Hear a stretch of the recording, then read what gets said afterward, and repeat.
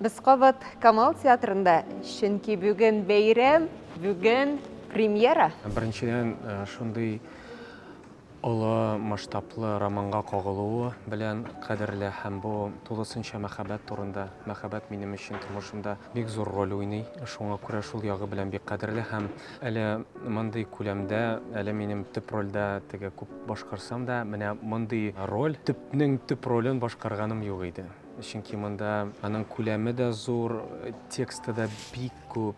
Һәм текстын мин җиңел дип әйтмәс идем. Бәлки менә бүген премьера булса да, ул әле үзләштереп бетерә алмадым, әле эш дәвам итәчәк. Һәрбер кешегә тормышта мәхәббәтне тотып карау бәхете тәтеми. Менә миңа Аллаһ Тәгалә тарафыннан андый мәхәббәтне тотып карау насыйп булды. Менә минем төп героем да андый мәхәббәтне тотып караган. Аның ул авыр булса да, ләкин ул аның чын мәхәббәте һәм ул аны гомер буе алып бара, аның белән яши һәм мәхәббәт хакына үлә. Үзенчәлекле режиссер, үзенчәлекле алымнары бар. Текстка бик теге җентекләп карый, бик хөрмәт итә текстны. Һәрбер теге роль өстендә дә теге бирергә тырыша, яңадан ачарга тырыша һәм миңа аның ошаган ягы булды. Менә бу соңгы елларда язылган мәхәббәт хакында бердән-бер мине җәлеп иткән роман диде. Һәм миңа менә бу сүз аның ошады.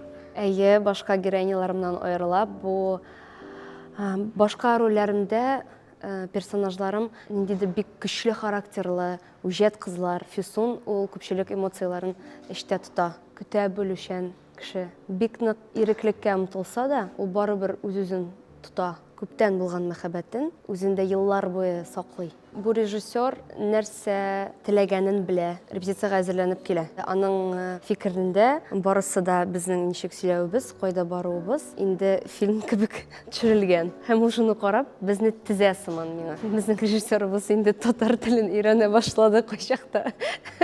Татарча да әйтеп куя, җавапсызлык бу ди.